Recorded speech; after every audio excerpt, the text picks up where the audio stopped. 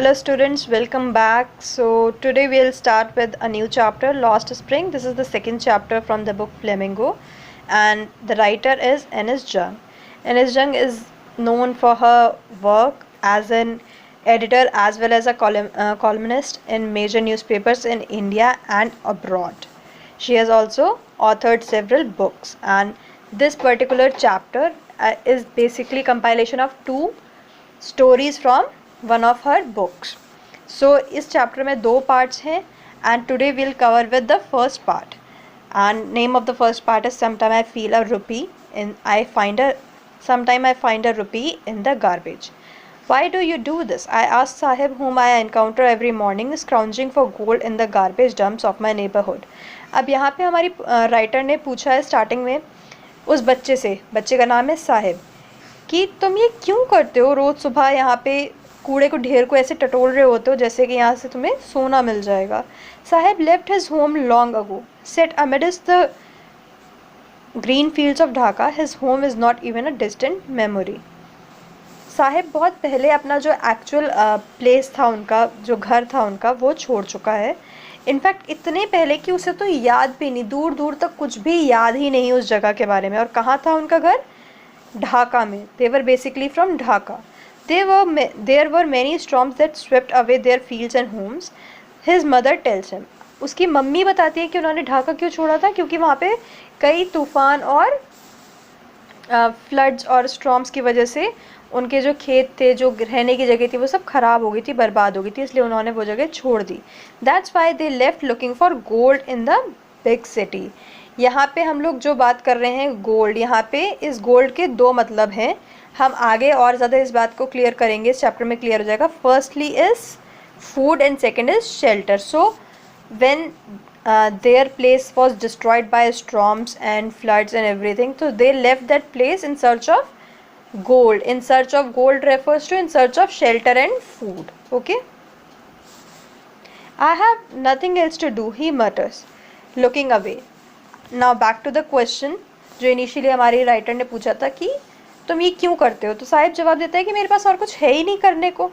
Go to school, I say glibly, realizing immediately how hollow the advice must sound. अब मैंने बोल दिया एकदम से कि गो टू स्कूल, पर मुझे तुरंत याद आ गया. What do we mean by glibly? जब हम स्मूथली कुछ बोल जाते हैं without thinking much about it. उसने बोल तो दिया, but then she suddenly realize that how hollow her advices, कितनी खोखली है. भाई ऐसे लोगों के लिए कहाँ, अगर उन पे पैसे होता, स्कूल जाने की व्यवस्था होती, तो यहाँ पे होते ही नहीं. There is no school in my neighbourhood, when they build one I will go. अब साहिब क्या जवाब देते हैं कि मेरे घर के पास कोई स्कूल नहीं है, अगर कभी कोई बना तो मैं ज़रूर जाऊँगा. If I start a school will you come, I ask half jokingly.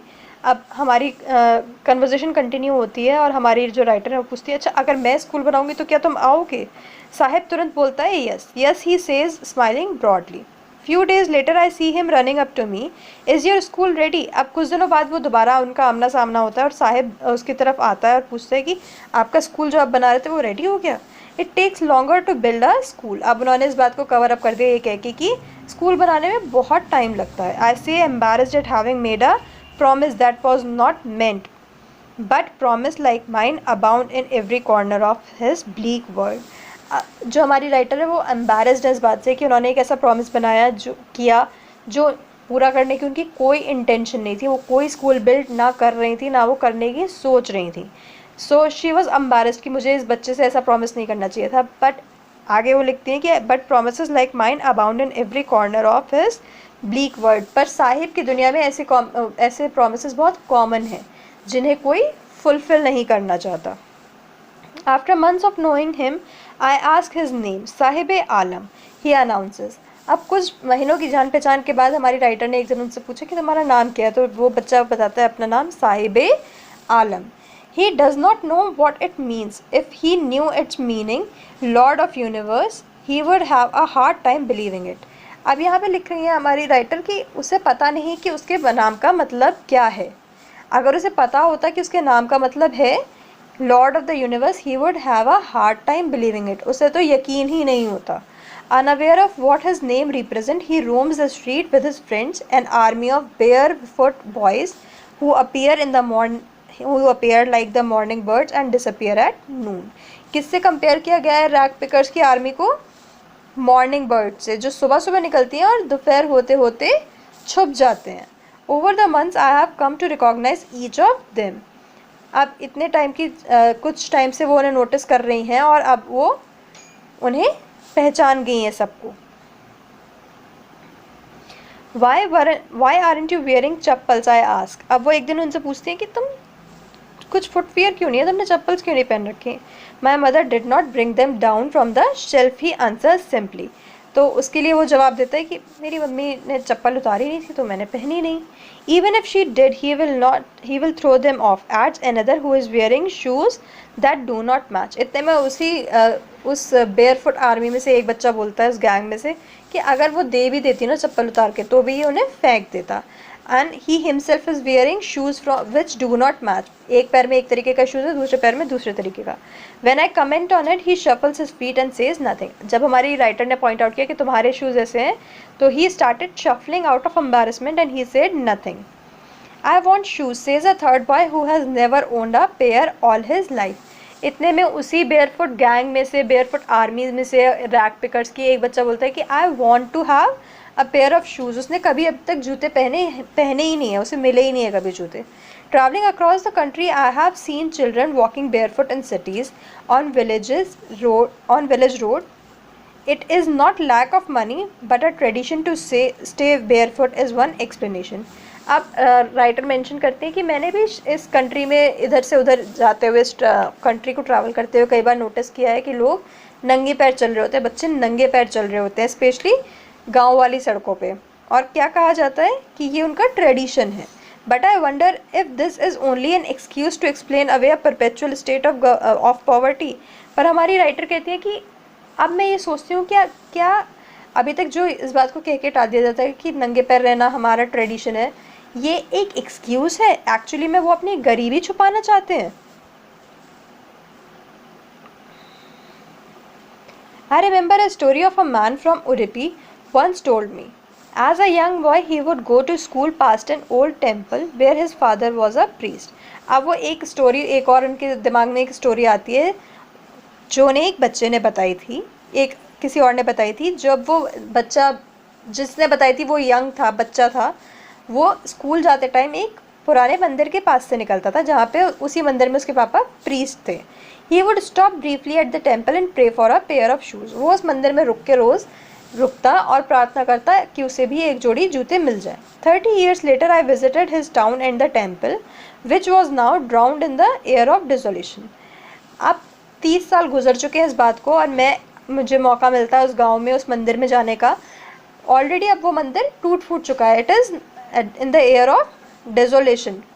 टूट फूट चुका है, अब खंडर टाइप है, इतना ज़्यादा अच्छे से मेंटेन नहीं है. In the backyard where lived the new priest, there were red and white plastic chairs. और उसके मंदिर के बैकयार्ड में नया प्रीस्ट यानी नया पुजारी है, वहाँ पे रेड एंड वाइट चेयर्स हैं. A young boy dressed in a grey uniform wearing socks and shoes arrived painting and through his bag on a folding bed. एक बच्चा आता है, उसने ग्रे कलर की यूनिफॉर्म पहन रखी है और क्या पहन रखा है, इम्पॉर्टेंटली सॉक्स और शूज़ पहन रखे हैं. वो वहाँ पे आता है दौड़ता हुआ और अपना बैग उतार के फोल्डिंग बेड होता है वहाँ पे रख देता है. Looking at the boy I remembered the prayers another boy had made to the goddess when he finally had got a pair of shoes. जब वो उस बच्चे को देखती हैं तो उसे वही स्टोरी याद आती है जो उन्हें बताई गई थी कि मैं जब बच्चा था वहाँ से गुजरता था तो प्रेयर करता था. ठीक है, वही स्टोरी याद आती है कि कैसे एक और पुजारी का बच्चा यहाँ पे प्रार्थना करता था कि उसे जूते मिल जाए. I remembered the prayer another boy had made to the goddess when he had finally got a pair of shoes. Let me never lose them. और जब उन्हें शूज़ मिल गए तो उन्होंने क्या प्रार्थना करनी शुरू की कि अब बस मेरे पास ये हमेशा रहें, मैं कभी भी इन्हें खो ना दूँ या फिर छोड़ने ना पड़ जाए मुझे ये जूते. The goddess had granted his prayer. जो भगवान थे, जो वहाँ पे देवी थी, उन्होंने ये प्रार्थना स्वीकार कर ली थी. Young boy like the son of the priest now wore shoes. अब वहाँ पे जो यंग बॉय हैं, जो पंडित का बेटा है, प्रीस्ट का बेटा है, उसके पास जूते हैं. But many others like the rag pickers in my neighbourhood remain shoelace. But अभी भी ऐसे बहुत सारे लोग हैं जैसे कि ये रैग पिकर जो अभी भी बिना चप्पल के रहते हैं, they are still shoeless. My acquaintance with the barefoot ragpickers lead me to Seemapuri. अब उनकी जो जान पहचान थी उन रैक पिकर्स से, कूड़ा उठाने वाले बच्चों से, उसकी वजह से वो उनका कहाँ पहुँचा, उनका किस बारे में पता चला उन्हें, सीमापुरी के बारे में। A place on the periphery of Delhi yet miles away from it, metaphorically. अब एक ऐसी जगह सीमापुरी जो है तो सो कॉल्ड दिल्ली के बॉर्डर्स पे, फिर भी ज़मीन आसमान का अंतर है। Those who live here are squatters who came from Bangladesh back in 1971. Sahibs family is among them. वहाँ पे कौन रहते हैं? वहाँ पे वो लोग रहते हैं जो बिना किसी लीगल अथॉरिटी के किसी जगह पे रहने लगते हैं, ठीक है। और ये लोग कहाँ से आए हैं? बांग्लादेश से आए हैं। कब आए थे? 1971 में आए थे। Saheb's family is also one of them. Seemapuri was a wilderness, was then a wilderness. Seemapuri उस टाइम पे क्या थी? वाइल्डरनेसेस जहाँ पे अनपॉपुलेटेड होती है, बंजर मतलब जंगल टाइप होता है।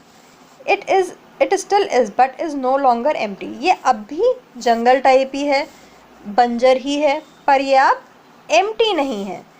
In structures of mud with roofs of tin and tarpaulin, devoid of sewage, drainage और running water, live 10,000 rag pickers. वहाँ पे लोग रह रहे हैं कैसे? Structures of mud. Structures of mud refer to उनकी जो छोटे छोटे झोपड़ी टाइप बना लेते हैं वो लोग, आपने भी देखे होंगे। विद रूफ्स ऑफ टिन और टार्पुलिन, किस तरीके की छत होती है उनकी? टिन की या फिर टार्पुलिन की। डिवॉइड ऑफ सीवेज, वहाँ पे कोई सीवेज सिस्टम नहीं है, ड्रेनेज नहीं है और रनिंग वाटर नहीं है। They have lived here for more than 30 years. यहाँ पे वो 30 साल से भी ज़्यादा समय से रह रहे हैं। विदाउट एन आइडेंटिटी, उनकी खुद की कोई आइडेंटिटी नहीं है, पहचान नहीं है। विदाउट परमिट, बट कोई परमिट नहीं है उन्हें यहाँ रहने का। क्यों? क्योंकि they are squatters, they are not legally having any right here.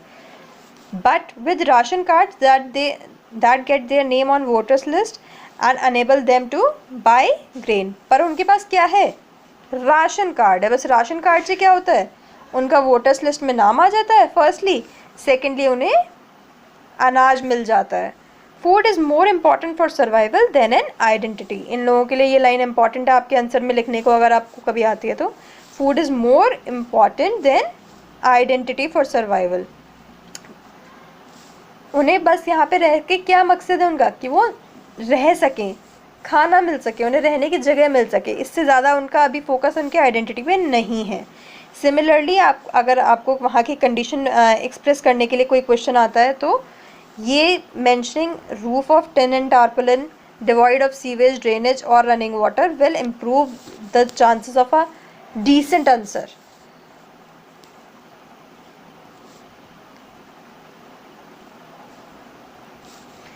If at the end of the day we can feed our families and go to bed without an aching stomach, we would rather live here than in the fields that gave us no grain, says a group of women in tattered saris when I asked them why they left their beautiful land of green fields and rivers. अब हमारी जो writer है उन्होंने पूछा, वहाँ पे जो कुछ औरतें थीं टार्टर्ड साड़ी मतलब फटी पुरानी साड़ियों में जो औरतें थीं, उनके ग्रुप से पूछा कि आप लोग यहाँ क्यों रहते हो, अपने इतने खूबसूरत घर, अपने एरिया को, ढाका को छोड़ के, जहाँ पे इतने अच्छे अच्छे हरे खेत खलियान थे, नदियाँ थीं। तो उन्होंने क्या कहा कि हमारे लिए क्या इम्पॉर्टेंट है कि हम लोगों की जो फैमिलीज़ हैं हम उन्हें फीड कर सकें। We can feed our families and go to bed without an aching stomach. हम रोज़ाना अपने परिवार को, अपने बच्चों को खाना खिला सकें, बिना किसी तरीके के खाली पेट कोई ना जाए। Rather live here than the field that gave us no grain. वो बेटर है रादर देन ऐसी जगह पे रहना जहाँ पे हमारे पास खाने पीने के लिए कुछ ना हो। यहाँ पे कंपैरिजन है, ढाका में उन्हें कुछ भी खाने पीने को नहीं मिल रहा है, भले ही वहाँ पे उनका घर था, हरियाली थी, नदियाँ थी, पर वहाँ पे उन्हें खाने को कुछ नहीं था। उनके लिए क्या इंपॉर्टेंट है? खाना, और अपने जब वो सोने जाए तो उनका किसी का भी पेट खाली ना हो, खाना हो उनके पास, ये इम्पॉर्टेंट है। Wherever they find food, they pitch their tent to become transit homes. और वो लोग कैसे आते हैं वहाँ से यहाँ तक? भाई जहाँ से जब आ रहे होते हैं और उन्हें जहाँ पे भी ठिकाना मिलता है, खाना मिलता है, वो वहीं पे टेंट लगा लेते हैं और यही उनका ट्रांजिट होम बन जाता है। ट्रांजिट होम, जब हम एक जगह से दूसरी जगह आते वक्त जो छोटे छोटे उन्होंने घर बनाए होंगे भाई एक शिफ्ट में तो वो लोग ढाका से दिल्ली नहीं आ गए होंगे, सीमापुरी नहीं आ गए होंगे. So those were the transit homes. Children grow up in them becoming partners in survival, and survival in Simapuri means rack picking. अब इन ट्रांजिट होम्स में वो जिन बच्चों को लेके चले थे वो बच्चे धीरे धीरे बड़े हो गए हैं और अब वो क्या बन गए, पार्टनर इन सर्वाइवल. अब वो भी इस सर्वाइवल के स्ट्रगल में पार्टनर बन गए हैं. And survival in Seemapuri means rag picking. और सीमापुरी में सर्वाइवल का मतलब क्या है, रैक पिकिंग, कूड़ा उठाना. Through the years it has acquired the proportion of a fine art. अब इतने साल हो गए हैं, now it is more like a fine art for them. Garbage to them is gold. It is their daily bread, a roof over their head, even if it is leaking roof. यहाँ पे हमने सबसे पहले page पे gold पढ़ा था, यहाँ पे क्लियर हो गया हमारे पास, राइट. गोल्ड दो सेंस में रेफर कर रहा है यहाँ पे. देयर डेली ब्रेड यानी उनके खाने की व्यवस्था, and roof over their head यानी shelter. But for children it is even more. पर जो वहाँ के रैक पिकर बच्चे हैं उनके लिए it is more. Sometime I find a rupee, even a 10 rupee note. Sahib says his eyes lightning up. अब वो बता रहा है कि मुझे कूड़े में क्या मिलता है, कभी कभी पैसा, या फिर कभी कभी तो 10 रुपये का नोट भी मिल जाता है. He is kind of wondered by this concept कि उसे कैसे कूड़े में से पैसा मिल जाता है. When you can find a silver coin in a heap of garbage, you do not stop scrounging, for there is hope of finding more. ठीक है, जब आपको कूड़े में अनएक्सपेक्टेड जगह से, कूड़े में से कहीं से सिल्वर कॉइन या फिर पैसे मिल जाएं तो फिर उम्मीद बन जाती है. And you can not stop scrounging, वहाँ पे आप ढूंढते रहते हो.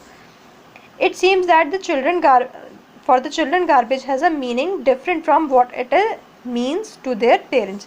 ऐसा लगता है कि वहाँ के सीमापुरी के जो बच्चे हैं, रैक पिकिंग बच्चे हैं, उनके लिए जो डेफिनेशन है गार्बेज की वो अपने पेरेंट्स से एंटायरली डिफरेंट है. ठीक है.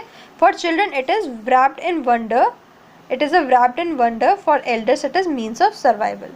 बच्चों के लिए ये क्या है, wrapped in wonders. उन्हें पता नहीं भैया आज क्या मिल जाएगा. ठीक है. it is kind of a joy box for them. One winter morning, I see Sahib standing by the fenced gate of the neighborhood club, watching two young men dressed in white playing tennis. अब next encounter होता है उनका किसी दिन, सर्दियों के दिन की बात है.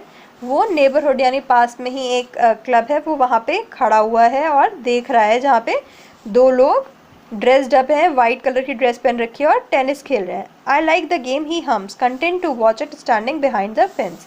वो क्या बताता है हमारी राइटर को कि मुझे ये गेम पसंद है. ठीक है. And but still he is content to watch. वो बस देखने में कंटेंट है, सेटिस्फाइड है. I go inside when no one is around, he admits. The gatekeeper lets me use the swings. अब वो आगे क्या कंटिन्यू करता है कि जब कोई नहीं होता ना तो मैं कभी कभी अंदर चला जाता हूँ. जो गेट कीपर है वो मुझे वहाँ के झूले यूज़ करने देता है. Sahib two is wearing tennis shoes that look strange over his discolored shirt and shorts. आज साहिब ने भी जूते पहन रखे हैं, टेनिस शूज़ हैं ये भी जो आज उसने पहन रखे हैं, पर ये बहुत वियर्ड लग रहे हैं उसके ऊपर. क्यों? क्योंकि उसके कपड़े जो हैं वो फटे पुराने हैं और जो जूते हैं वो टेनिस शूज़ हैं, रिलेटिवली उनकी कंडीशन इतनी ख़राब नहीं है. Someone gave them to me, he says in the manner of explanation. जब साहिब नोटिस करता है कि हमारी राइटर देख रही है तब वो कहता है एक एक्सप्लेनेशन की तरह से, एक डिफेंस की तरह से बोलता है कि मुझे किसी ने ये दिए हैं. The fact that they are discarded shoes of some rich boy who perhaps refused to wear them because of a hole in one of them does not bother him. Sahib को इस बात से कोई फ़र्क नहीं पड़ता कि किसी रईस बच्चे ने, किसी अमीर बच्चे ने ये जूते सिर्फ इसलिए पहनने से मना कर दिया है, इसलिए फेंक दिए क्योंकि किसी एक जूते में कोई छोटा सा छेद हो गया है. For one who has walked barefoot, even shoes with a hole is a dream come true.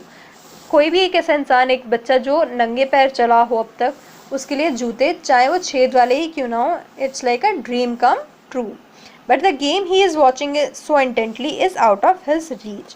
पर वो जो गेम देख रहा है वो उसकी पहुंच से बहुत बाहर है, वो कभी भी टेनिस नहीं खेल पाएगा. This morning Saheb is on his way to the milk booth. अब नेक्स्ट एनकाउंटर लिखा है, आज कहाँ जा रहा है वो, मिल्क बूथ की तरफ जा रहा है. In his hand is a steel canister, canister दूध का डिब्बा. I now work in a tea stall down the road, he says pointing in the distance. Sahib हमारे राइटर को बताते हैं कि मैं अब ना उस दुकान, चाय की दुकान पे काम करता हूँ, वो इशारा करता है. I am paid 800 rupees and all my meals. मुझे वहाँ पे 800 रुपये मिलते हैं और दिन की सारी मील्स मिलती हैं. Does he like the job, I ask. हमारी राइटर पूछती क्या तुम्हें अच्छा लगता है वहाँ काम करना है. His face I see has lost the carefree look. उसके चेहरे से जो एक आज़ाद carefree look थी वो नहीं है. The steel canister seems heavier than the plastic bag he would carry so lightly. जो स्टील कैनिस्टर है उसका वेट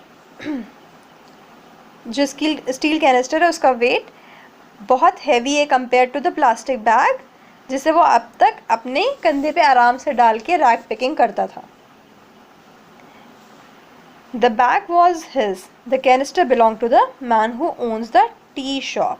ठीक है, नाउ यहाँ पे बेसिक डिफरेंस एक तरीके से इंटरप्रिटेट हो रहा है कि बैग उसका था पर कैनिस्टर किसका है, जिसकी वो टी शॉप है. Saheb is no longer his own master. ये कई बार पूछा जाता है डायरेक्टली इनडायरेक्टली, आप ध्यान रखिएगा. और इस पेज पे दिए हुए कुछ इंपॉर्टेंट वर्ड्स हैं, अगर आप उन्हें अपने आंसर में इनकॉर्पोरेट करोगे तो आपका आंसर बहुत ज़्यादा इफ़ेक्टिव हो जाएगा, इम्पैक्टफुल हो जाएगा. सो एट द एंड हमारी राइटर क्या कह रही है, Saheb is no longer his own master. अब वो आज़ाद नहीं है, now he is not free, he do not work for himself. So in this video we have covered the first part of Lost Springs, and in next video we will cover the second part, and the name of the second part is I Want to Drive a Car.